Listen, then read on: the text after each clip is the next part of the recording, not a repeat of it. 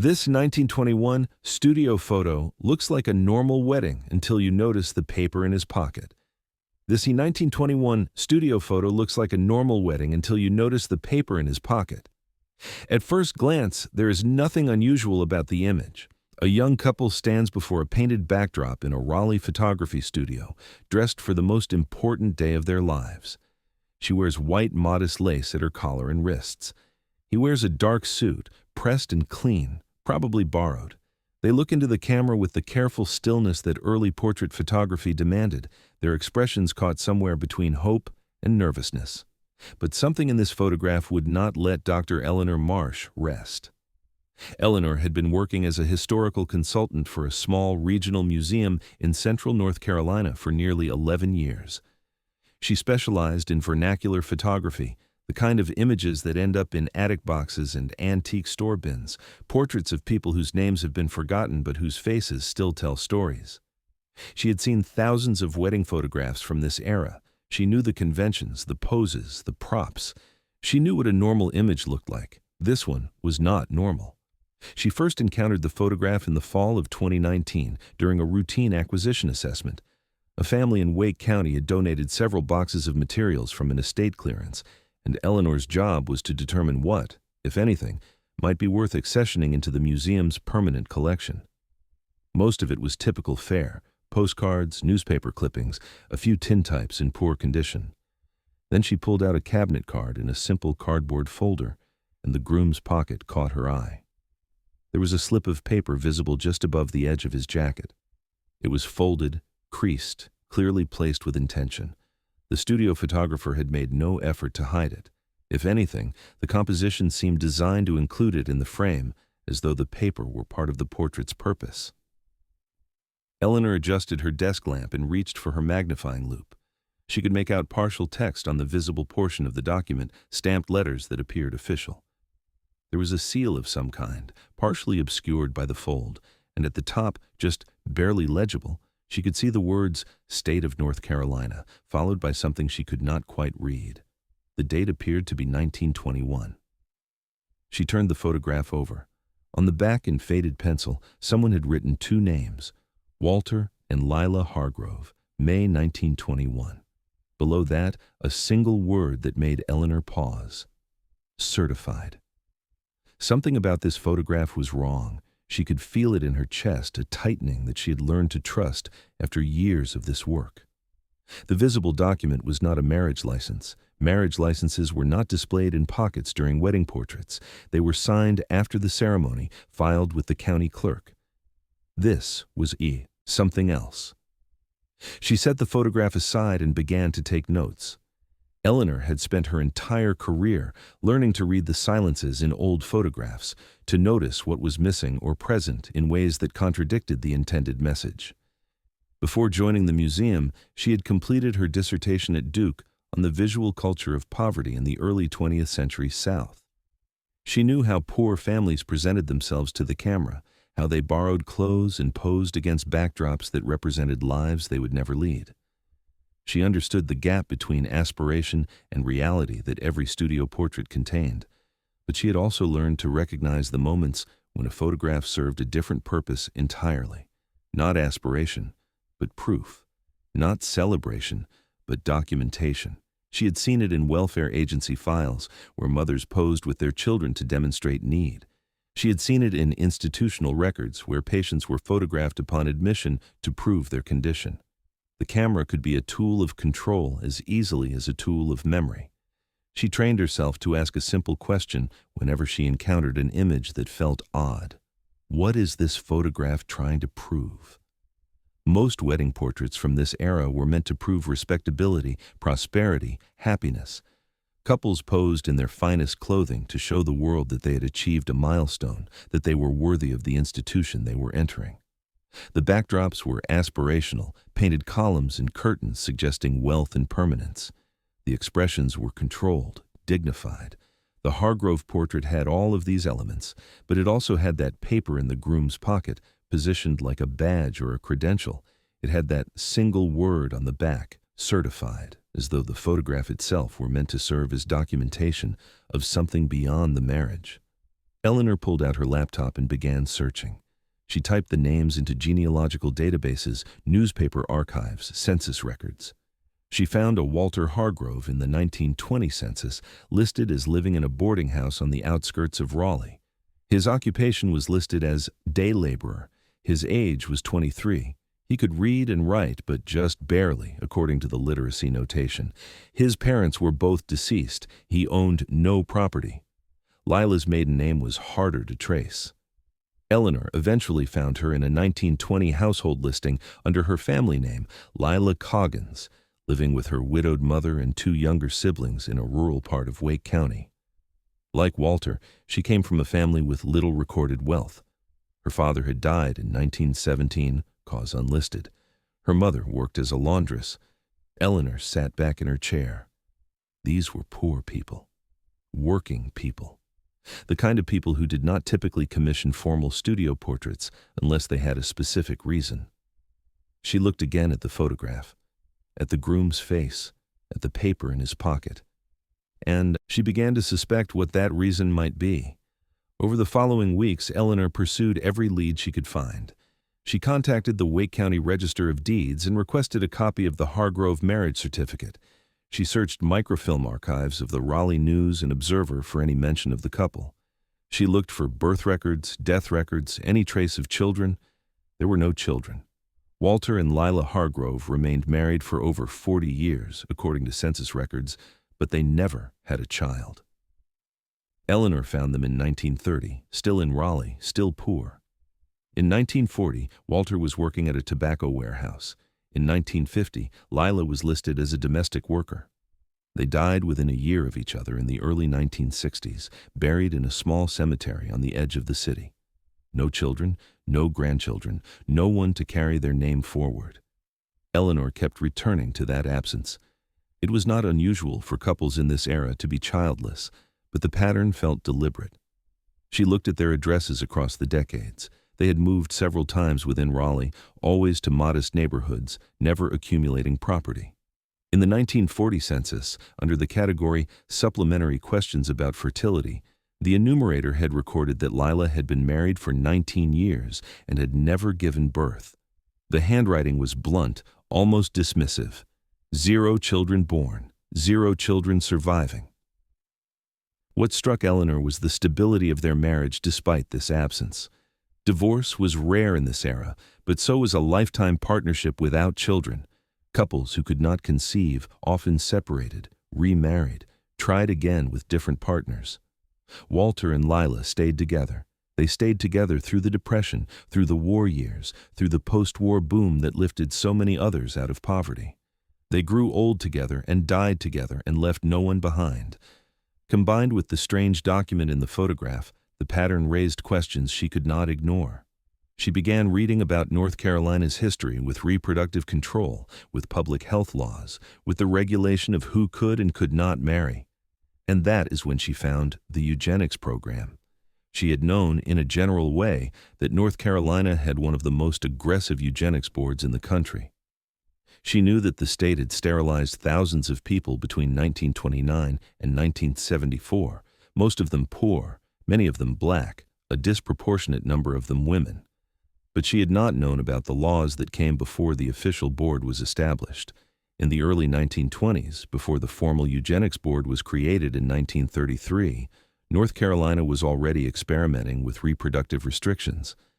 The movement had deep roots in the state. Public health officials, social workers, and charity organization leaders had embraced eugenic ideology as a solution to what they called the problem of the unfit. Academic researchers at state universities published studies on hereditary poverty and mental deficiency. Newspapers ran editorials calling for the sterilization of the feeble-minded. The language of genetic fitness had become the common vocabulary of progressive-era reform. Connecticut had passed the first eugenic marriage law in 1896, barring people deemed epileptic, imbecile, or feeble-minded from marrying. By the 1920s, more than 40 states had similar restrictions, but marriage laws were only part of the apparatus. The more aggressive intervention was sterilization itself. There were county-level efforts in North Carolina, often informal, sometimes coercive, to prevent certain people from having children. Poor men seeking to marry were sometimes subjected to assessments by local health officers or charity workers who questioned their fitness for parenthood. In some cases, men were required to undergo medical examinations before their marriage applications would be approved. In rare but documented cases, men were sterilized as a condition of receiving permission to marry. Eleanor found references to these practices in scattered sources: charity organization records, court filings, letters between county officials. The language was careful, almost clinical. Men who were deemed unfit or defective or likely to produce dependence on public assistance could be denied marriage licenses unless they agreed to certain conditions. Sterilization was one of those conditions. She looked again at the photograph, at the paper in Walter Hargrove's pocket, and she understood what she was seeing. Dr. Harold Embry was a retired urologist who had spent much of his career at Duke University Medical Center. He had written extensively on the history of surgical sterilization in the American South. When Eleanor contacted him with a scan of the Hargrove photograph in her preliminary research, he responded within hours. "The document in his pocket," he wrote, "appears consistent with the format of health certification documents used by several North Carolina counties in the early 1920s. These were not uniform across the state, but some counties required men seeking marriage licenses to provide evidence that they had been examined by a physician and found to be of sound reproductive status. In cases where the man was deemed unfit, sterilization was sometimes performed as a condition of approval." Eleanor read his email 3 times. She asked him if there was any way to know for certain what the document was without seeing it in full. "You would need to find the original record," he replied. "County health departments kept files on these cases, though many were destroyed. Some may have ended up in state archives under other classifications.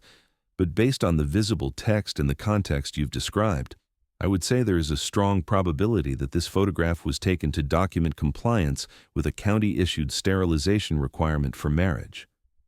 She called him the next day. "Why would someone want a photograph of that?" she asked. "Why display the certificate?" Dr. Embry paused. "Because it was proof," he said. "These men were often suspected of trying to evade the requirements. The photograph served as documentation. It could be shown to a county clerk, a magistrate, a charity worker. It was evidence that the procedure had been performed. Some couples kept the photograph as a kind of protection, something they could produce if they were ever questioned about their fitness for marriage." Eleanor felt cold. "So he was sterilized?" "If I'm reading this correctly," Dr. Embry said, "yes. He was sterilized before he was allowed to marry." Eleanor needed to find the original records. She began a slow, methodical search through the Wake County Archives, the North Carolina State Archives, the collections of the old State Board of Charities and Public Welfare. She was looking for any documentation related to Walter Hargrove, any mention of a sterilization case, any record of a health assessment connected to a marriage application. It took her 5 months.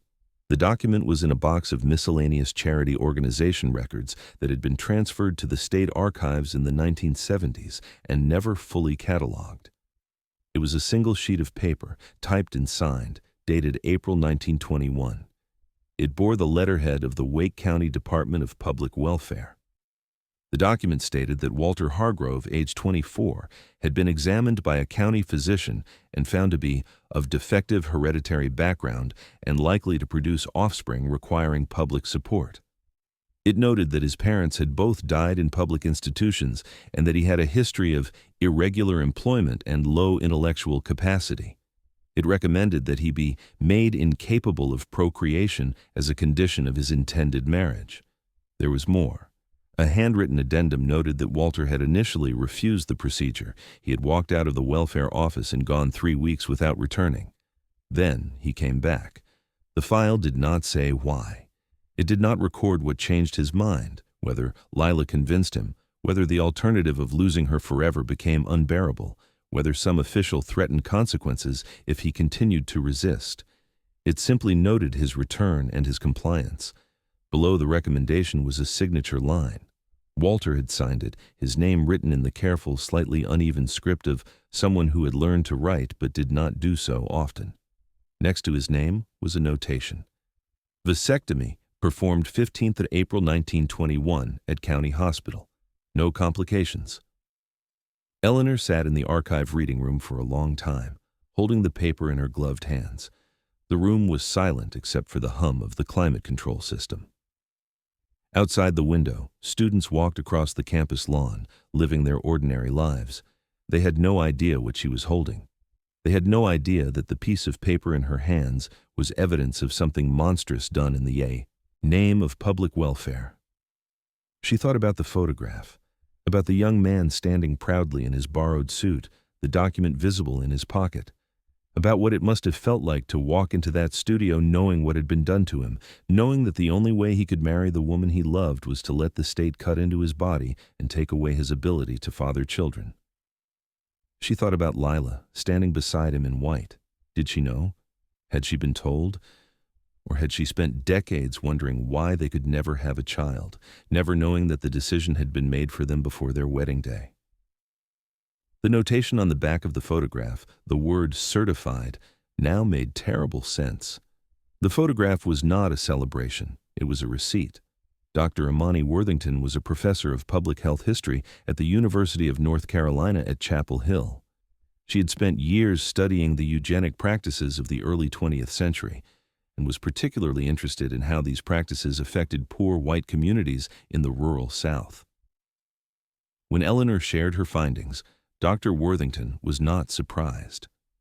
What you've uncovered is consistent with what we know about county-level enforcement of eugenic ideals before the formal state board was created, she said. The 1929 sterilization law and the 1933 eugenics board get most of the historical attention, but the practices were already in place in many counties before that. Local officials had wide discretion, and they used it. Poor men like Walter Hargrove were particularly vulnerable. They needed permission from authorities to do almost anything, to marry, to receive charity, to work in certain industries. That gave the state enormous power over their bodies. Eleanor asked about the scale of these practices.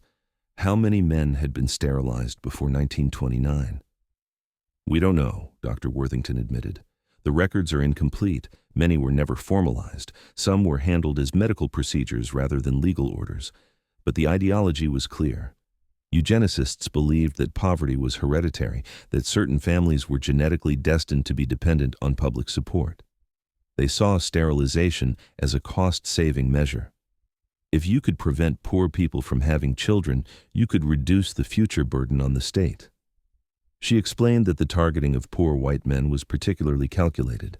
Unlike wealthy white families, who were encouraged to have large numbers of children for the good of the race, poor whites were seen as a drag on society. They were called white trash, crackers, waste people. Reformers worried that they bred faster than respectable families, that their children would fill the poorhouses and jails, that they would dilute the quality of the white race from within. The eugenics movement was never just about race, Dr. Worthington continued. It was also about class. Poor whites were targeted alongside Black Americans, immigrants, and the disabled. They were all seen as unfit. They were all seen as problems to be solved through the control of reproduction. Eleanor thought about Walter's file, about the language used to describe him: defective hereditary background, low intellectual capacity, likely to produce dependence. He was poor, she said. That was his crime. Yes, Dr. Worthington replied. That was enough. The museum's board of directors met in January 2020 to discuss what to do with the Hargrove photograph and the accompanying documentation. Eleanor had prepared a detailed report outlining her research and recommending that the materials be included in a planned exhibition on health and medicine in North Carolina history. The discussion was difficult. Several board members expressed concern about the sensitive nature of the material. One suggested that displaying the photograph might be seen as sensationalizing a tragedy. Another worried about the reaction from descendants of families who had been involved in eugenic practices, either as victims or as administrators. A third questioned whether there was enough context to tell the story responsibly. The executive director, A careful man named Arthur Pemberton, who had spent 30 years in museum administration, raised the most uncomfortable question of all. "Some of the donors to our upcoming capital campaign," he said, "have family names that appear in the charity organization records from this period, not necessarily as perpetrators, but as board members, as contributors, as people who were part of the system that made this possible. If we present this material, we need to be prepared for difficult conversations."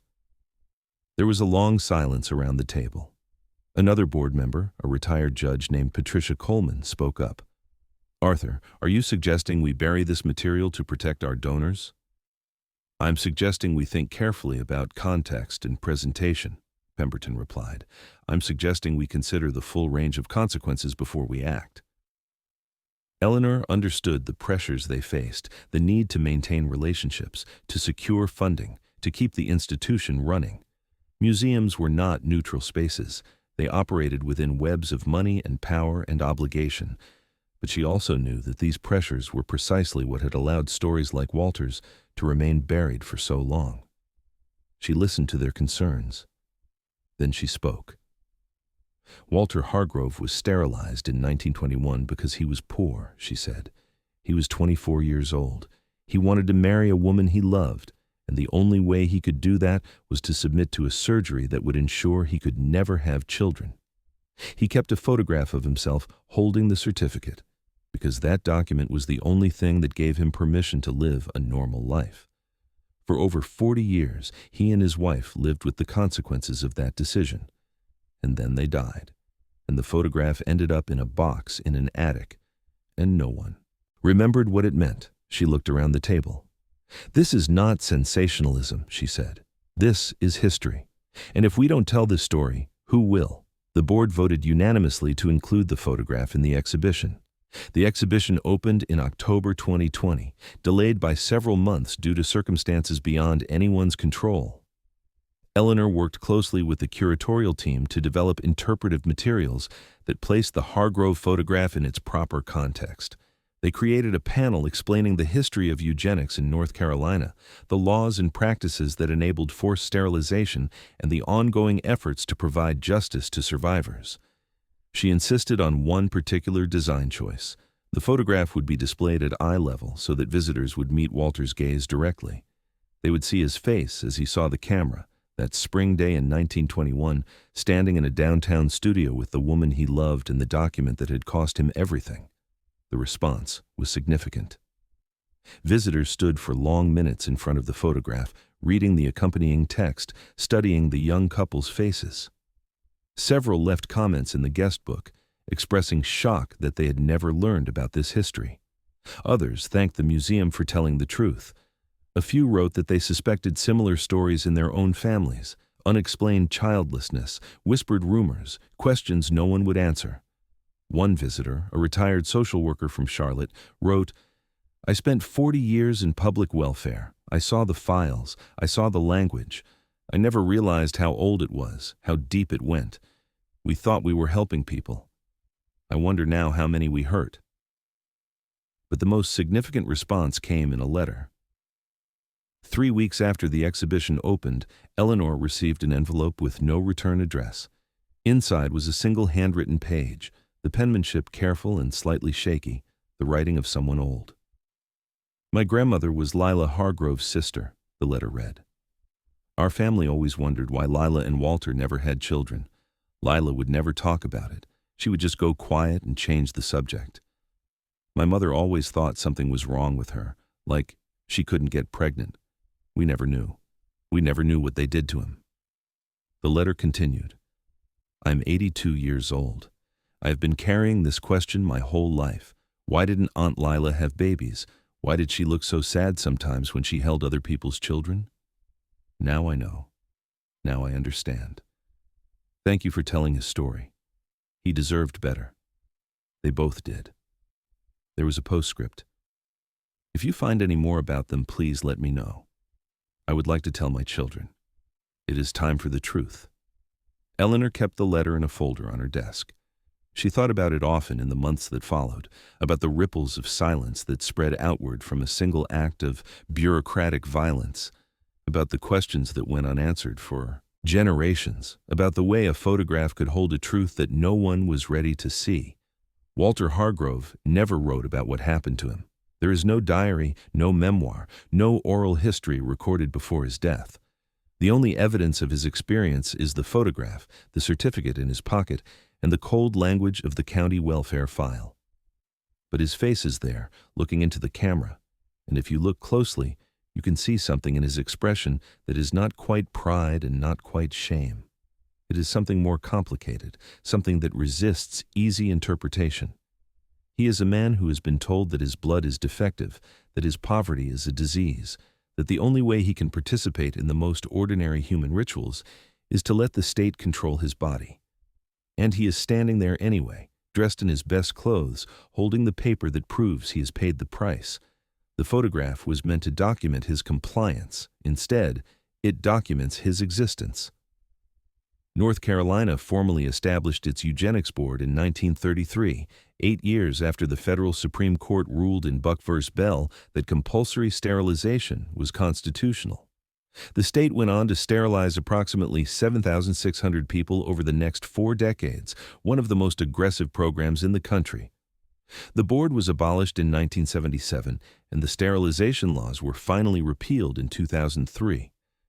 In 2013, the state legislature established a compensation program for surviving victims. But the early cases, the ones that happened before the formal board existed, have largely disappeared from the historical record. Men like Walter Hargrove, sterilized under informal county arrangements before anyone was keeping systematic records, are invisible in the official counts. Their stories survive only in fragments: a photograph, a welfare file, a family's unanswered questions. This is the nature of bureaucratic violence. It operates through paperwork and procedure, through forms and signatures and stamp marks. It leaves behind documents rather than wounds. And when those documents are lost or destroyed or simply never created, the violence becomes invisible, as though it never happened at all. Walter Hargrove's photograph exists because someone thought it was important to document his compliance. That same instinct for documentation is the only reason we know his story today. Every old photograph is an act of selection. Someone chose this moment, this angle, this arrangement of bodies and objects. Someone decided what should be visible and what should remain outside the frame. We look at these images and think we are seeing the past as it was, but we are really seeing the past as someone wanted it to appear. Wedding portraits are particularly deceptive. They are designed to present an idealized version of a couple and their relationship. The clothing is carefully chosen. The expressions are controlled. The setting is aspirational. Everything about the image says, we are respectable, we are happy, we belong. The Hargrove photograph contains all of these elements, but it also contains that slip of paper, visible in the groom's pocket. And that paper changes everything.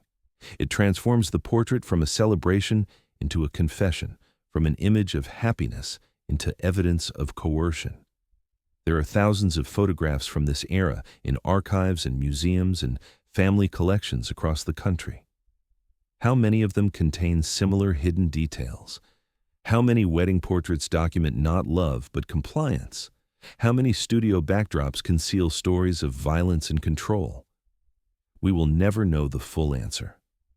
But we can learn to look more carefully. We can learn to ask what a photograph is trying to prove and what it might be trying to hide. We can learn to notice the hands, the pockets, the background objects, the details that do not fit the narrative. The eugenicists believed they were improving society. They believed that poverty and disability and difference were problems to be engineered away, that the future could be perfected through the control of reproduction. They believed they were acting for the public good. And they left behind a trail of broken bodies and silent families, of questions that could never be answered, of photographs that held secrets for 100 years. Walter Hargrove's story was invisible for nearly a century. It took a careful eye and a willingness to ask uncomfortable questions to bring it back into view. He cannot tell us what he felt, standing in that studio in May 1921, holding the certificate that allowed him to marry and condemned him to childlessness.